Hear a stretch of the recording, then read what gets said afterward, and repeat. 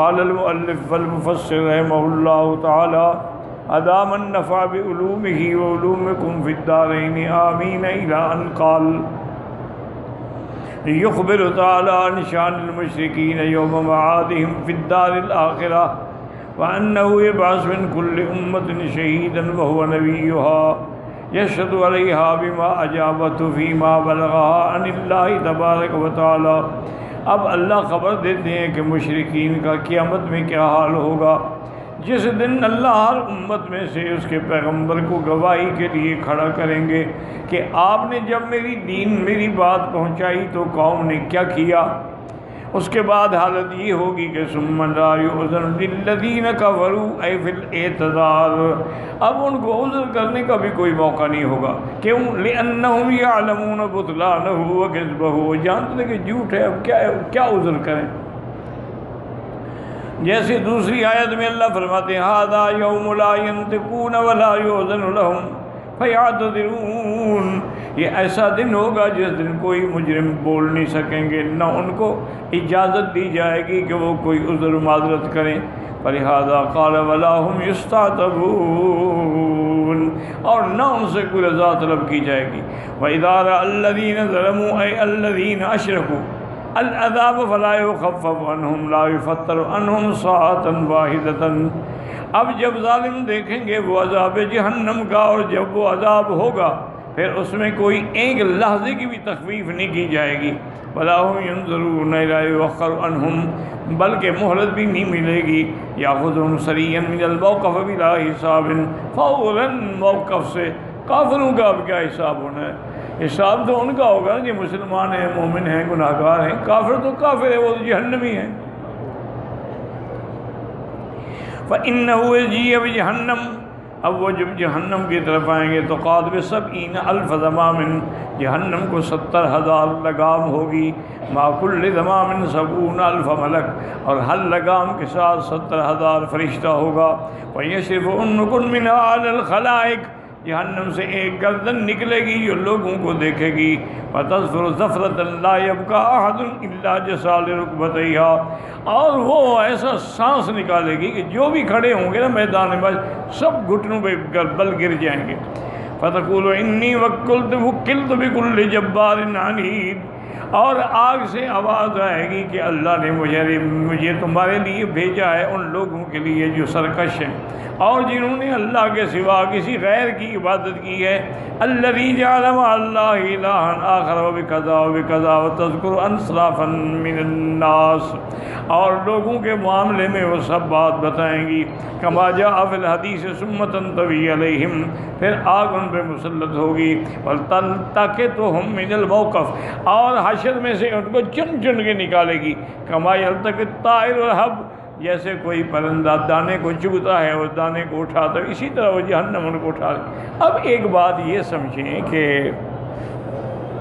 جہنم جو ہے وہ تو ایک آگ ہے، لیکن وہ جہنم بات کیسے کرے گی، بولے گی کیسے، اور کافر کو کیسے پہچانے گی؟ اور وہ جہنم اتنے جوش میں ہوگی کہ تکاد تمیز من الغیظ، کے جوش سے پھٹ جائے۔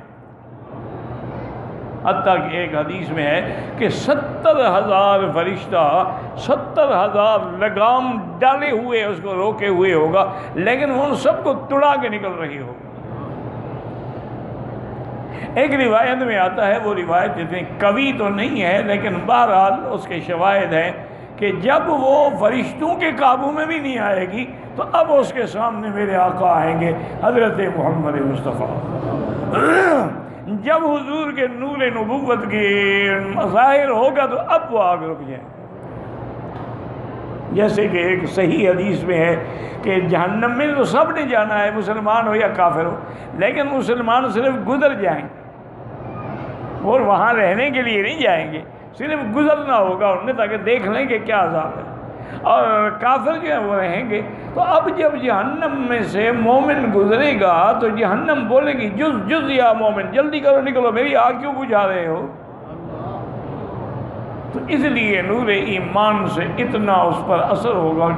اب یہ ہے کہ اللہ چاہیں تو جہنم کو بھی بولنے کی توفیق دے دیں، اس کو بھی عقل دے دیں، تمییز دے دیں، وہ قادر ہیں جیسے کہ قیامت سے پہلے ایک جانور نکلے گا جبل صفا سے، پہاڑی سے، اور وہ جانور جو ہے انسانوں کی طرح بات کرے گا۔ اللہ قادر ہے، اللہ تبارک و تعالیٰ قادر ہے کہ پہاڑوں میں بھی سمجھ ڈال دیں۔ وَإِنَّ مِنْهَا لَمَا يَهْبِطُ مِنْ خَشْيَةِ اللَّهِ، پہاڑ جو ہے وہ اللہ کی ہیبت سے پھٹ جاتے ہیں۔ اسی طرح جیسے کہ جب سیدنا ابراہیم الخلیل علیہ السلام کو کفار نے، نمرود کی فوجوں نے ایک بڑا عظیم انہوں نے آگ کا الاؤ روشن کیا تھا، مورخین نے لکھا ہے کہ 1 میل ضرب 1 میل وہ چوڑا تھا، اور اس زمانے کے کافر مشرک جو ہے نا وہ منت مانتے تھے کہ میرا بیٹا بیمار ہے، شفا ہو گئی تو اتنی لکڑیاں میں بھی ڈالوں گا آگ میں۔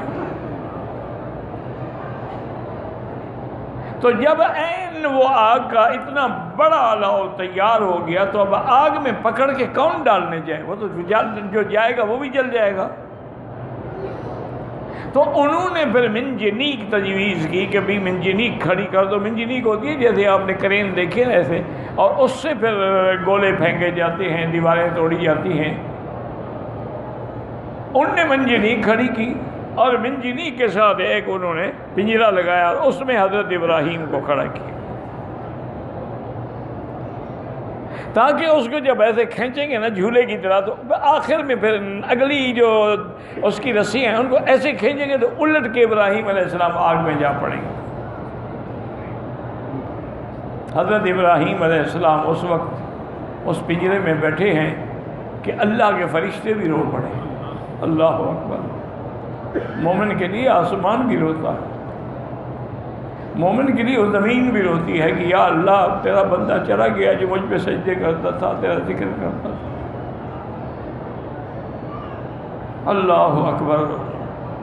اور جس دروازے سے اس کے اعمال جاتے تھے وہ جنت کا وہ آسمانوں کا وہ ٹکڑا بھی روئے گا کہ اللہ اب تو اس کے اعمال نہیں آئیں گے۔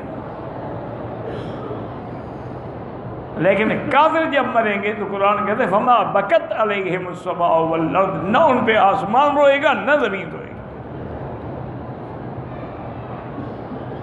تو اب حضرت ابراہیم علیہ السلام اس پنجرے میں ہیں اور فرشتے اللہ کے دربار میں عرض کر رہے ہیں کہ مولا تیرا خلیل ہے، تیرا نبی ہے، پھر ابو الانبیاء ہے، یعنی ابراہیم علیہ السلام بھی نبی، آپ کا بیٹا اسحاق بھی نبی، اسحاق کا بیٹا یعقوب بھی نبی، اسماعیل بھی نبی۔ یا اللہ دشمن ان کو آگ میں ڈال رہے ہیں، آپ تو قادر ہیں نا، اللہ تو سب کچھ جانتے ہیں نا، لیکن وہ بھی فرشتوں کے دکھانے کے لیے کہ تم بھی میرے دوست کو دیکھو، میرا دوست میں نے کیسا دوست بنایا ہے، کہیں گے تمہیں اجازت ہے جاؤ اس کی مدد کرو۔ اب جو فرشتہ ہے پہاڑوں پر، جبال پر، ملک الجبال، وہ آئے گا، سلام کرے گا اور کہے گا ابراہیم علیہ السلام اگر آپ مجھے حکم دیں نا میں ان دونوں پہاڑوں کو ایسے ملا دیتا ہوں، یہ بدبخت خود بھی جل مریں گے، ان کا ملک بھی ختم ہو جائے گا۔ اب میں لا حاجت، مجھے تمہاری کوئی ضرورت نہیں، جاؤ۔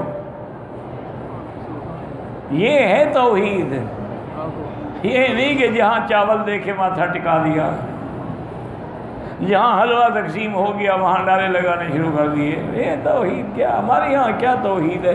قسمت والے ہیں، نصیب والے ہیں جن کو اللہ نے توحید نصیب کی ہے۔ ہمارے لوگ جو نماز بھی پڑھ رہے ہوتے ہیں اور فکر جو ہے وہ حضرت داتا صاحب کی ہے، ایسی نماز کا کیا فائدہ؟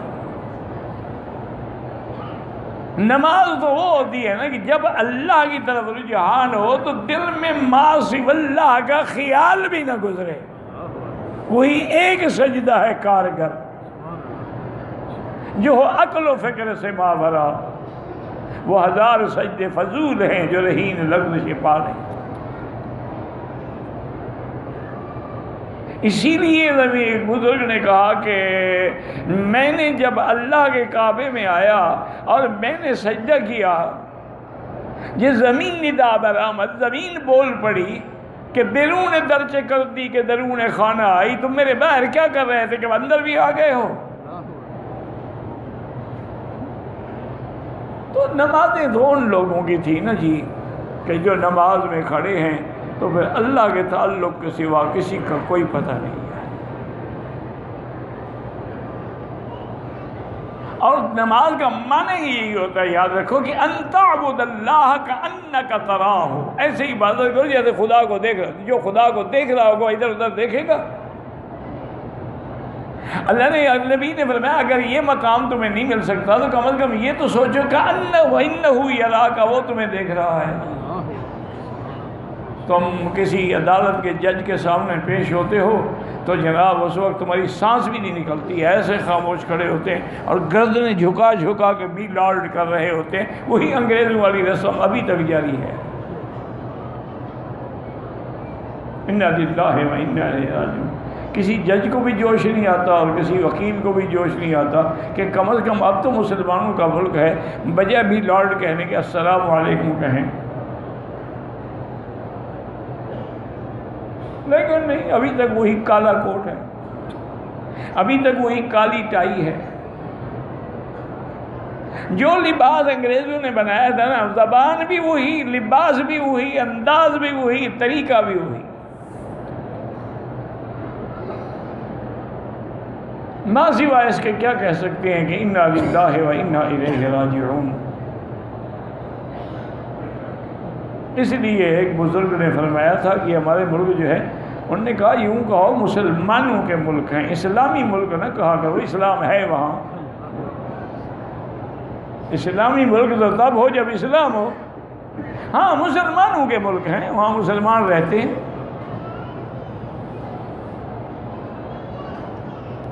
تو اب یہ مقام توحید ہے۔ اب یعنی سارے فرشتے آئے، ایک ہی لفظ حضرت ابراہیم فرمایا لا حاجت لی، مجھے کوئی ضرورت نہیں۔ آخر میں حضرت جبریل آئے، انہوں نے کہا کہ یا ابراہیم الخلیل، دیکھیں نا میں اللہ کے اور پیغمبروں کے درمیان میں قاصد ہوں، میرا بھی تو کوئی حق بنتا ہے، مجھے آپ حکم تو کریں، میں ایک پل مار کے یہ سارا چخا ان کے اوپر الٹ دیتا ہوں۔ اور میں ابراہیم مجھے تمہاری بھی ضرورت نہیں ہے، تمہارے پاس تو پیر آ جائے تو تمہیں ضرورت ہے، وہ تو جبریل آ رہے ہو گے، جاؤ جاؤ اپنا کام کرو۔ آخر میں جبریل نے کہا کہ حضرت ایک بات تو میری مان لو، چلو ہم سے مدد نہ مانگا نا کہ ہم اپنی طرف سے نہیں آئے، اللہ نے حکم دیا ہے تو آئے ہیں، اللہ کے حکم کے بغیر ہم کیسے آ سکتے ہیں؟ لا یعصون اللہ ما امرہم ویفعلون ما یؤمرون، جس کا حکم وہ کرتے ہیں۔ آپ کم از کم اللہ سے تو دعا مانگو، اس مشکل گھڑی میں اللہ کو تو پکارو۔ اور اللہ کا وعدہ ہے کہ امن یجیب المضطر اذا دعاہ، جب آدمی پریشان ہوتا ہے، مصیبت میں، کون فریاد سنتا ہے اللہ کے سوا؟ تو حضرت ابراہیم مسکرائے اور فرمایا جبریل مجھے ایک بات بتاؤ، یہ جو کچھ ہو رہا ہے اس کا اللہ کو پتہ ہے یا پتہ نہیں ہے؟ اس نے کہا کمال ہے، ہر چیز اللہ کے علم میں ہے۔ تو انہوں نے کہا جب جلیل راضی ہے مجھے جلانے پہ تو خلیل بھی جلنے پہ راضی ہے۔ پھر میں کیا کہتے ہو؟ اگر میرا دوست مجھے جلانے پہ راضی ہے تو پھر میں بھی جلنے کے لیے تیار ہوں، میں نہیں دعا بھی نہیں مانگتا۔ دروازہ اس کا کھٹکھٹایا جاتا ہے جس کو پتہ نہ ہو کہ باہر کون کھڑا ہے۔ جب میرا سب کچھ اس کے سامنے ہے تو جو میرے دوست کی رضا وہی میری رضا ہے۔ یہ آپ کے ہندوستان دہلی کا واقعہ ہے۔ دہلی کی جامع مسجد کے بعد ایک چھوٹی سی نالی جیسے چھوٹی نہر ہوتی ہے نا، ویسی چل رہی ہے جس میں گندا پانی ہوتا ہے شہر کا۔ وہاں ایک مجذوب ہوتے تھے، وہ بیٹھے رہتے تھے اور ان کے ہاتھ میں ایک بڑی لمبی چھڑی ہوتی تھی، وہ پانی میں مارتا رہتا تھا۔ مجذوب آدمی۔ اچھا ایک بات یاد رکھو، مجذوب کا معنی یہ نہیں ہوتا جو پاگل ہو جائے، جو اللہ والے پاگل ہو جاتے ہیں، یہ لوگوں کو پتہ نہیں کیا دماغ میں خلل ہے۔ مجذوب کا معنی کہ جس کو اللہ نے اپنی رضا کی طرف کھینچ لیا، اب دنیا کی طرف ان کی نظر نہیں ہے، جذب سے ہے، دیوانگی سے نہیں ہے۔ تو ایک جوڑا وہاں سے گزرا، ایک کپل وہاں سے گزرا جناب، ایک بڑا سوٹڈ بوٹڈ آدمی اور ساتھ بنی سنوری ایک عورت۔ وہ اس کی اللہ عالم بیوی تھی یا محبوبہ تھی یا کوئی بلا بھی تھی، وہ بھی وہاں سے گزر رہے تھے، وہ تو اپنی مستی میں تھا، اس نے چھڑی ماری نا تو پانی اترا اڑا، اس کے سوٹ میں بھی آیا، اس کے ڈریس پر بھی آیا، وہ سوٹ ہی گندا ہو گیا، ڈریس غصے میں آیا، اس کے ہاتھ میں ایک سٹک تھی، آ کے مارا مجذوب کو، تم نے ہمارا پر گرامی، ہم نے جانا تھا پارٹی میں شرکت کے لیے، اب ہم واپس گھر جائیں، غسل کریں، کپڑے بدلیں، پھر جائیں، یہ کیا کر رہے ہو تم، کیسے تم مجذوب اور فقیر بنے ہوئے ہو؟ اس نے کوئی بات نہیں کی، بس ایسے دیکھا، چپ کر، اور اس نے ایک دو مار لی، اور بیوی نے کہا چلو بھی چلو چھوڑو، بس اتنا مار دیا ہے اس کو۔ 10 قدم گیا تو اتنا شدید پیٹ میں درد اٹھا کے زمین پہ گر گیا، تڑپنے لگ گیا۔ اور سمجھدار تھی، وہ سمجھ گئی کہ حضرت کی بد دعا لگ گئی، وہ دوڑتی ہوئی آئی اور اپنا دوپٹہ اتار کے حضرت کے پاؤں پہ ڈالا اور کہا خدا کے لیے معاف کر دیں، آپ نے بد دعا کی ہے۔ حضرت نے کہا بی بی میں نے کوئی بد دعا نہیں کی، میرے کپڑے میں پانی ہلانے سے تمہارے کپڑے خراب ہوئے تو تیرے یار کو غصہ آ گیا، تم نے مجھے مارا تو میرے یار کو بھی غصہ آ گیا۔ انہوں نے کہا یہ دوستی کی بات ہے، میں نے بہرحال کوئی بد دعا نہیں کی، جاؤ ٹھیک ہو جائے گا۔ وہ چلے گئے تو حضرت ابراہیم الخلیل نے کہا کہ جبرائیل میں کیوں مانگوں، اللہ جانتے ہیں کہ میں جلنے کے لیے بیٹھا ہوں۔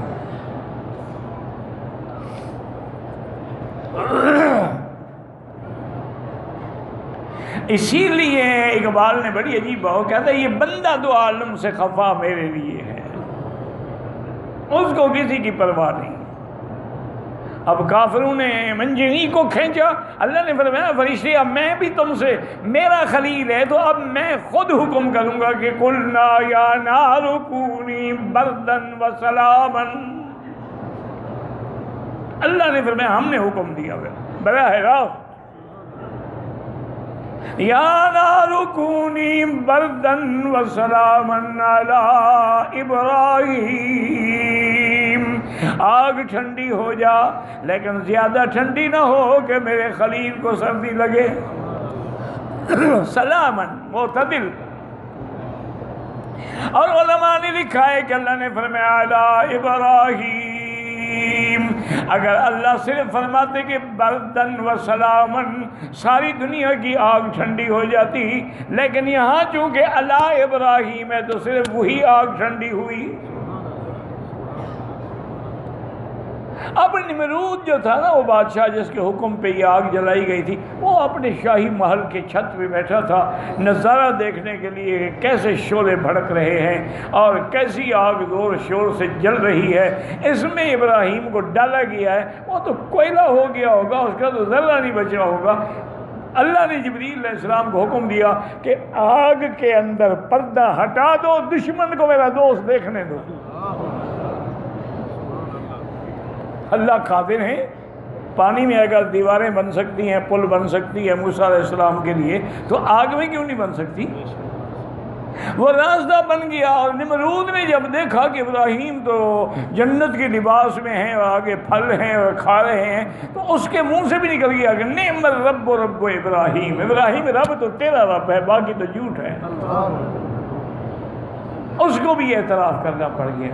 تو اس لیے یاد رکھیں، اللہ چاہیں تو آگ کو بھی عقل دے دیں، آگ کو بھی تمییز دے دیں، آگ کو بھی بولنے کی توفیق دے دیں، اور اللہ تبارک و تعالیٰ چاہیں تو پتھروں کو بھی بولنے کی توفیق دے دیں۔ صحیح بخاری کی حدیث ہے، حضور فرماتے تھے کہ انی لعارف حجرا بمکہ یسلم علی قبل ان بعثت، آپ نے فرمایا مکے میں ایک ایسے پتھر کو جانتا ہوں، ابھی مجھے نبوت بھی نہیں ملی تھی، لیکن میں جب وہاں سے گزرتا تھا تو مجھ پہ سلام پڑھتا تھا۔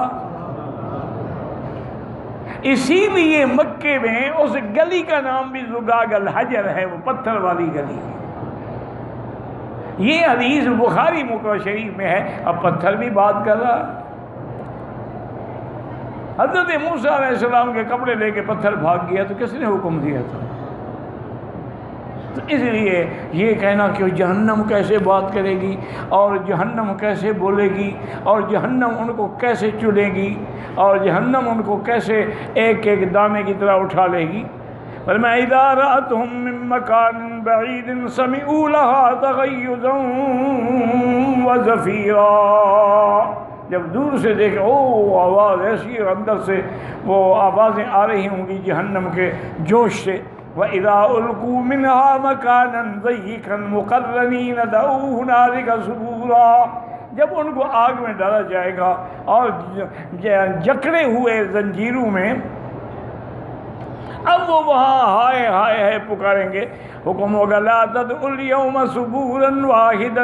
اب ایک دفعہ ہائے نہ کرو بلکہ جتنا مرضی آئے کرو تم جہنم سے نہیں نکل سکتے. وَادْعُوا ثُبُورًا كَثِيرًا. وقال تعالى ورأى المجرمون النار وظنوا أنهم مواقعوها ولم يجدوا عنها مصرفا. اب کافر جب دیکھیں گے کہ جہنم سامنے ہے تو سمجھ جائیں گے، یقین ہو جائے گا ہم نے اسی میں جانا ہے اور کوئی راستہ بھی نہیں ان سے نکلنے کا. اسی طرح اللہ فرماتے ہیں وَيَعْلَمُ الَّذِينَ كَفَرُوا حِينَ لَا يَكُفُّونَ عَنْ وُجُوهِهِمُ النَّارَ وَلَا عَنْ ظُهُورِهِمْ. کہ جب اپنے چہرے سے وہ آگ کو نہیں ہٹا سکیں گے اور نہ اپنی پشت سے آگ کو ہٹا سکیں گے.